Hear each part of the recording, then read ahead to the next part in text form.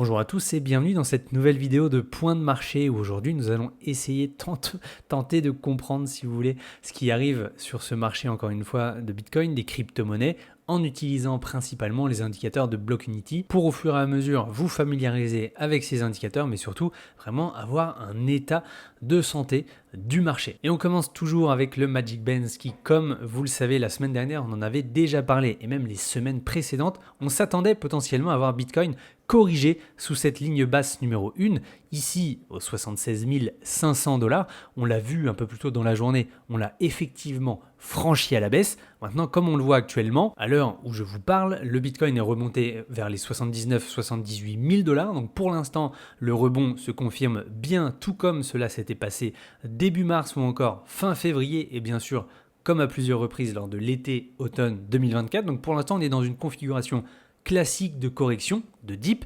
Évidemment, ce que l'on ne veut pas voir, c'est une correction sur la ligne basse numéro 2.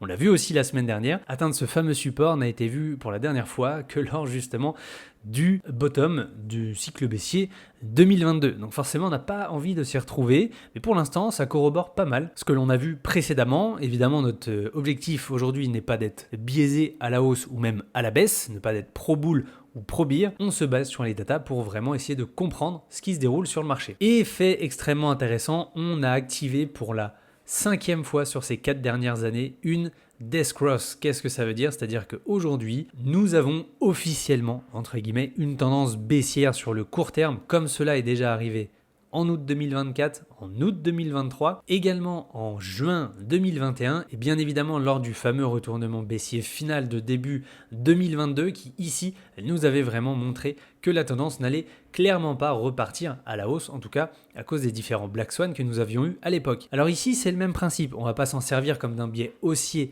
immédiat. Comme vous le voyez, que ce soit en 2023 ou même 2024, nous avions latéralisé pendant de nombreuses semaines avant justement de réentamer une poussée à la hausse. Maintenant, ici, ça ne veut pas dire que nous allons avoir le même scénario, mais en tout cas, si l'on croit toujours à ce cycle haussier, c'est évidemment une très bonne zone pour accumuler de nouveau du Bitcoin et potentiellement d'autres crypto-monnaies. Pour ça, vous pouvez évidemment choisir la crypto-monnaie de votre choix pour confirmer et valider ce scénario. C'est assez intéressant aussi de comparer le nombre d'adresses actives qui sont en perte sur Bitcoin avec cette nouvelle correction. On voit qu'on est toujours autour des 13-14% d'adresses en perte, un peu le même niveau qui s'était passé lors de l'été-automne 2024, mais bien sûr cela ne corrobore pas encore avec vraiment la même situation de début de bear market, de début de retournement de tendance que nous avions vécu à la fois début 2022, où ici nous étions plutôt à un tiers des adresses totales qui étaient en perte, ou encore même 2018, où ici il y avait encore une fois, comme le scénario actuel, et comme justement début 2022, on tergiversait entre est-ce qu'on va justement repartir à la hausse, est-ce que ce n'est qu'une énième correction avant de voir le marché exploser de nouveau? Et bien si pour beaucoup d'indicateurs on a un peu les fesses entre deux chaises, ici pour l'instant on voit que le nombre d'adresses en perte est encore relativement faible avant de pouvoir vraiment crier au loup. Maintenant ce qui est extrêmement intéressant, c'est aussi de se calquer sur le MVRV Z-Score. L'objectif c'est vraiment de pouvoir comprendre pourquoi cette baisse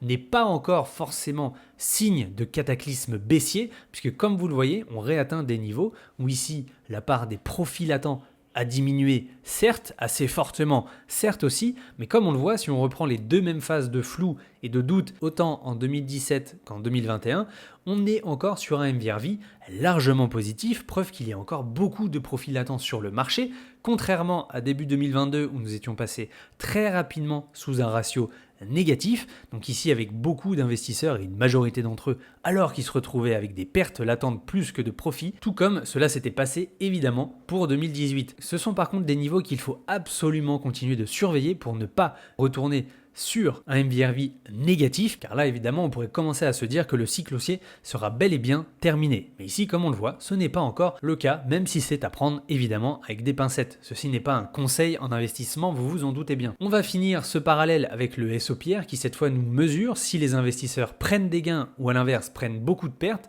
et comme on le voit, on n'en est encore pas dans le même scénario que 2022 ou encore 2018, où comme on le voit, ces grands pics rouges ici ou même cette longue phase de prise de perte pas forcément élevée, vu l'intensité assez faible et des petites barres rouges que l'on voit ici, contrairement à 2017, mais comme on le remarque, on a encore pas mal de passages du SOPR au-dessus du ratio 1, donc c'est-à-dire que beaucoup d'investisseurs prennent encore des gains. Il y a évidemment beaucoup de passages dans le rouge pour prendre des pertes, mais tant qu'on ne repère pas ce type de scénario où on voit le SOPR s'ancrer durablement sous le ratio 1 comme on l'a vu à 2 reprises, eh bien écoutez, ce n'est pas encore potentiellement le moment de s'inquiéter et de vraiment parler de bear market. Il y a encore plusieurs étapes à franchir avant vraiment d'entrer dans ce processus. Maintenant, évidemment, à chacun de se faire sa propre réflexion sur la gestion de son portefeuille. Nous n'avons tous pas la même gestion du risque, le même timing d'investissement. Et donc, il est important de faire la part des choses pour chacun. J'espère que cette vidéo vous aura un peu éclairé sur la situation actuelle. Oui, évidemment, cela fait très peur. Non, pour le moment, il est encore très tôt, voire trop tôt, pour vraiment parler de bear market, même si évidemment, il faudra absolument continuer de surveiller, de monitorer et de faire preuve de beaucoup de prudence sur ce marché. Merci à tous d'avoir suivi cette vidéo et à très bientôt sur Block Unity.